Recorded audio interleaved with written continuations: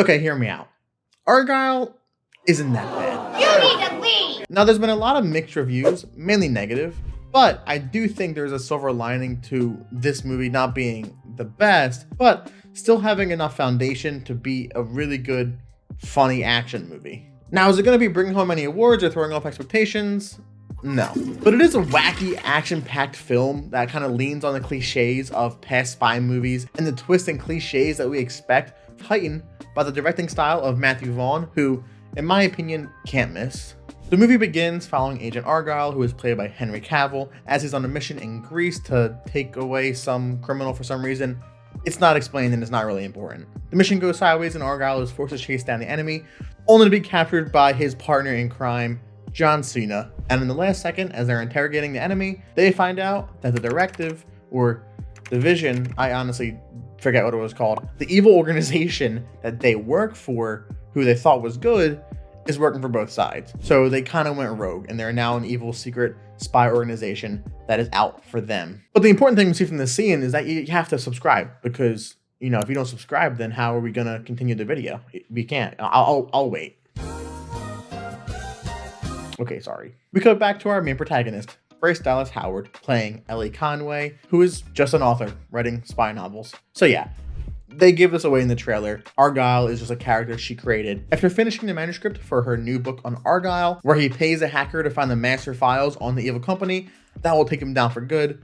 She ends on a cliffhanger. After being told to add a final chapter to explain where the files are and how he's getting them, she has major writer's block, and her adorable kitten is not helping her. But her fictional world becomes real only a few minutes later. She goes on a train to visit them and get some help, but is interrupted by real life spies. And yes, this is one of the best scenes in the movie.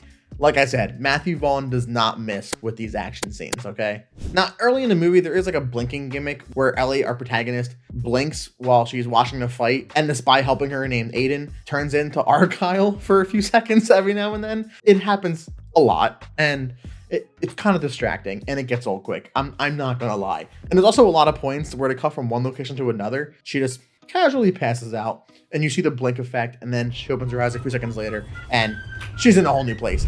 That happens so many times. But at the same time as seeing Aiden, the real spy, as Argyle when he's fighting, sometimes she looks in the mirror and sees herself as Argyle, and kind of gives herself advice about what to do next. They escape the train with the cat, of course. You can't forget the cat, which, another critique real quick, they use too much VFX. I understand if you can't afford the time or the money to get a real cat. You're not going to have him for the dangerous scenes where he gets thrown off a roof or where you're fighting with him on your back. But man, get a real cat. It was so obvious it was CGI. The cats in the Marvels looked better.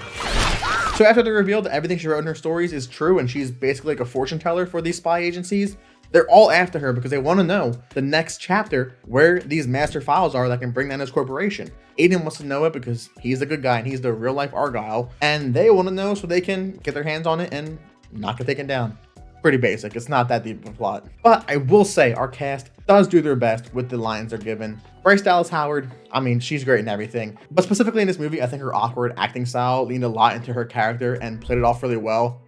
There is problems with that later in the movie that I'll get into. Sam Rockwell played his part perfectly as this unhinged spy that is just getting her into all these crazy situations. Aiden tells Ellie, our author, that they have to go to London because that is the last spot that her story ends, where he was going to meet the hacker and get the master files, but the guy never showed. He has to use Ellie to figure out what happened. Within a few minutes, she's able to find the address of the hacker using her research and her intelligence and just understanding the clues that are around her. And, you know, she's a pretty good spy herself, you could say.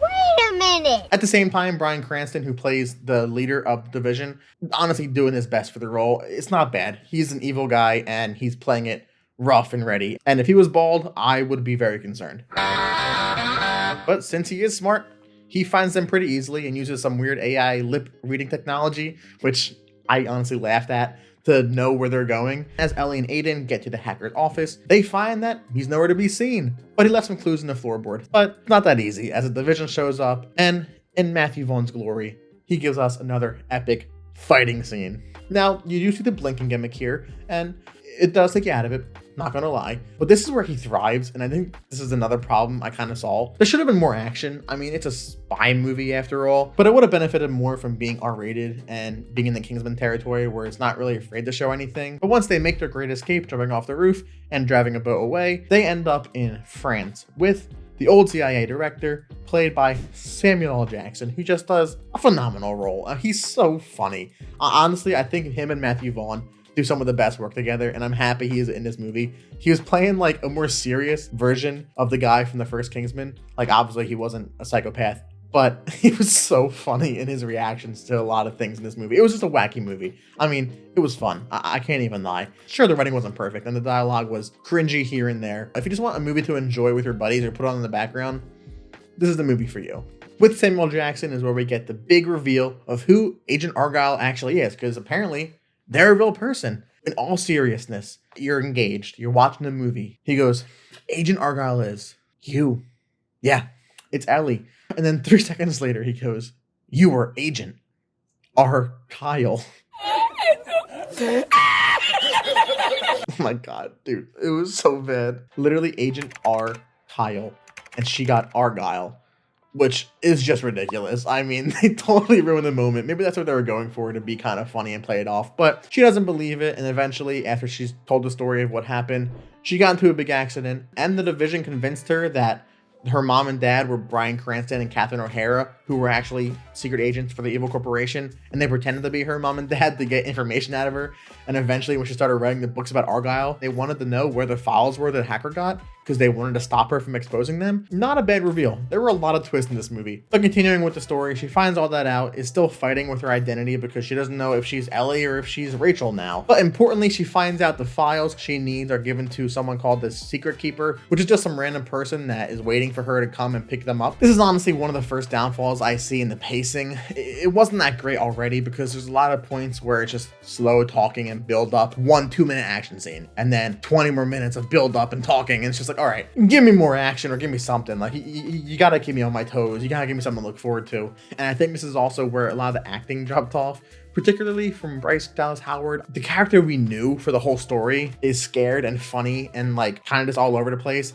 And she's trying to play it more serious here when she changes and realizes that she's actually like a secret agent spy. So it was just really hard to sit through the scenes when she was trying to be intimidating is all. But as those moments went down, some other aspects of the movie went up, specifically the campiness. I love campy movies, I'm not gonna lie. When you can lean into your style and satire, sometimes it really enhances the movie, and in this case, it really did for me. After retrieving the file, they're captured by the division and brought to their secret base. But it's at this point we're supposed to be convinced that she's fully this secret agent who was actually always working for the division. She never was one of the good guys, or so we're supposed to believe. And with only one loose end left of the CIA director, played by Samuel L. Jackson, who's in some vineyard in France, they have to torture Aiden to get the information of where he's located. This is where Ellie, or Rachel, goes in and just shoots him right away.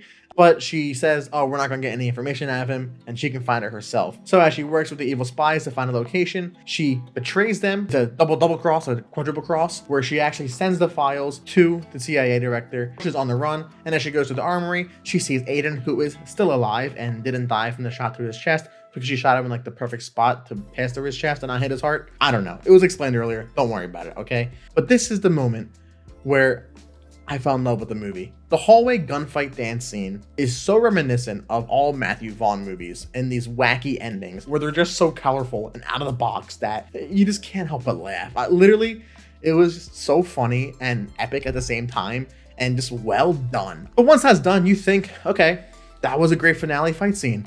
No, we get an ice skating knife fight on oil. Oh my God. Literally Bryce Dallas Howard putting knives in her boots and ice skating on oil that spilled everywhere. Oh my God. It was so good. It was so funny, dude. It was so wacky. If I had to rate this movie on a goof meter, it'd be goofy, okay?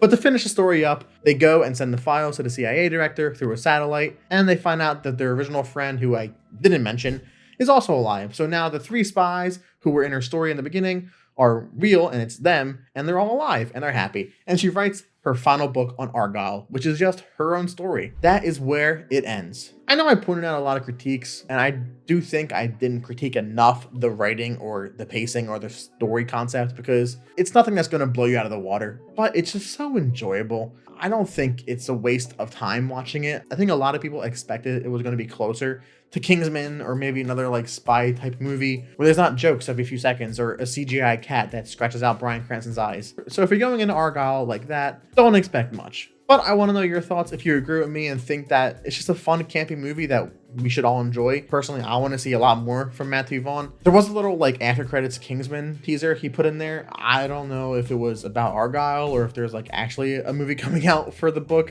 It doesn't really matter, does it? Some last minute updates. Apparently the after credits of the Kingsman is actually related to Argyle, so it's like a connected universe now. So there's an MVCU, a Matthew Vaughn cinematic universe. And I also found the book by L.A. Conway in Barnes & Noble. So I guess it's a book too. Hollywood will do it at once and we're none the wiser. But subscribe down below so we can get to 10,000.